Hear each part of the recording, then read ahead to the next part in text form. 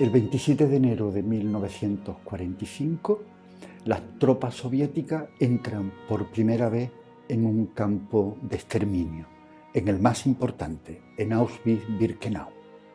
La liberación de ese campo, liberación es un término casi poético, porque quedaban muy pocos supervivientes. La liberación de ese campo ha sido entendida por la ONU como el Día de la Memoria del Holocausto y de lucha contra los crímenes de la humanidad. Desde hace muchos años esta casa conmemora ese día y lo denominamos el Día de la Memoria del Holocausto. Mucho antes de que el Senado en España se acordara o que el gobierno español o otros gobiernos autonómicos se acordaran, esta casa siempre tenía un acto.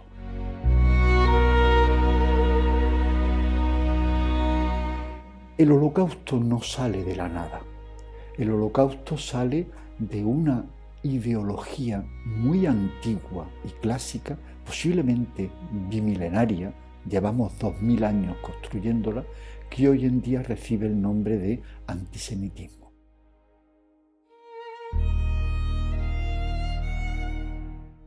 El antisemitismo es un antihumanismo absoluto. Es el reconocimiento de nuestros errores, de nuestros fracasos y de nuestros crímenes a lo largo de los últimos 2000 años.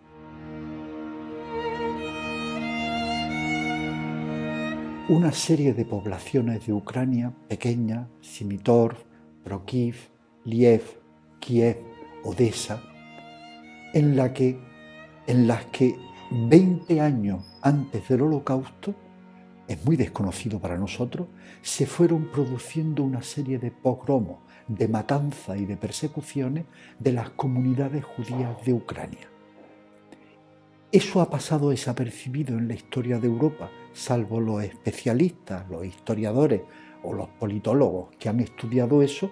Nadie sabe que esa tierra tan desgraciada hoy en día, Ucrania, tiene el mayor número de matanzas de judíos 20 años antes del desarrollo del Holocausto.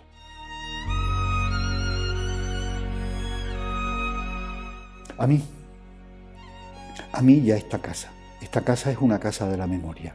Si yo en la convocatoria de esta actividad a los amigos, a los conocidos y a los medios les decía, podemos escapar del frío y resguardarnos, porque llevamos unos días de bastante frío, pero no podemos escapar ni debemos de la memoria.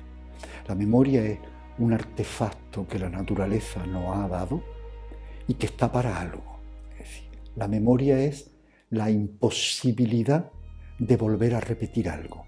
Cuando pierdes la memoria, pierdes lo que sucedió. Y si pierdes lo que sucedió, se puede volver a repetir.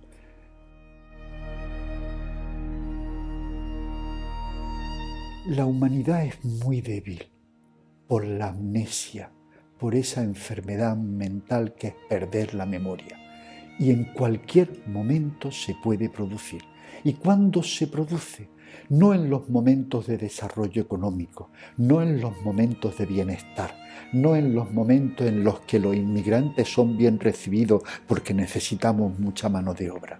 Cuando hay crisis sociales, crisis políticas, crisis culturales, crisis socioeconómicas, etc., es el momento más arriesgado, porque en esos momentos la humanidad ha reaccionado siempre buscando un chivo expiatorio, es decir, ¿a quién le adjudicamos nuestros males?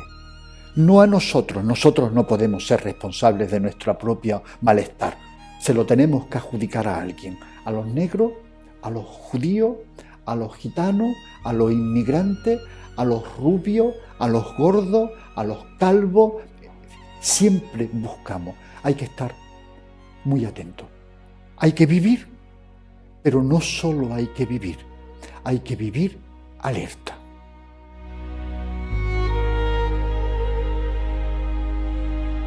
Las dos cosas, la expresión es correcta, es un día de duelo, porque la dimensión, la magnitud del Holocausto no tiene parangón en la historia, no la tiene, es decir, no solo por la guerra por la Segunda Guerra Mundial, donde muere mucha población y muchos soldados, que siempre se dice, murieron más en los campos de batalla de la Unión Soviética que en el Holocausto, sí, pero murieron porque había una guerra.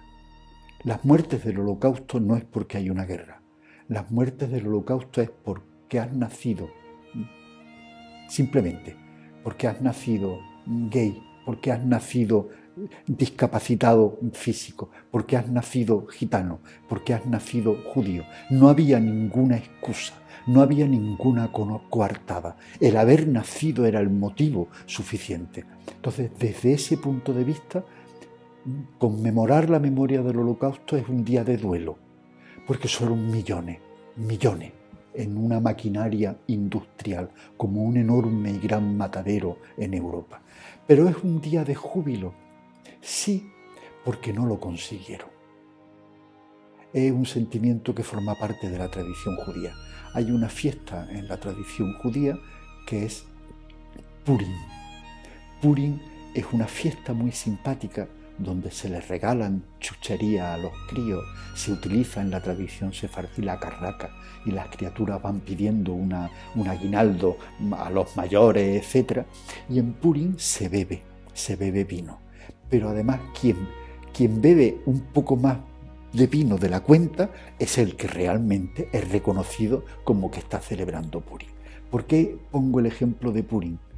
Porque en Purim se celebra que hace mucho tiempo, antes de la era común, hubo un rey persa, Asuero, que tenía un primer ministro, Amán, y este primer ministro se le ocurrió, hace más de 2500 años, que había que exterminar al pueblo judío, y maquinó el exterminio total del pueblo judío.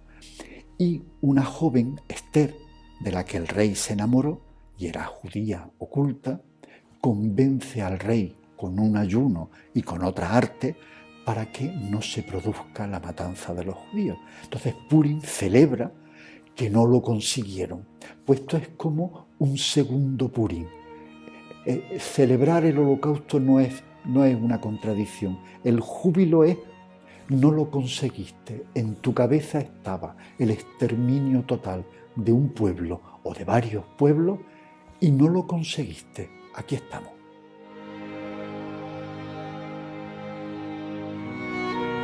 Esa intención de minusvalorar el horror, a lo que denominamos cambiar la historia o el negacionismo, está presente. Y está presente bajo un antisemitismo contemporáneo, que es, solo nos gustan los judíos, o sentimos compasión por los judíos, o sentimos solidaridad con los judíos cuando son víctimas. Cuando dejan de ser víctimas, se convierten en un problema.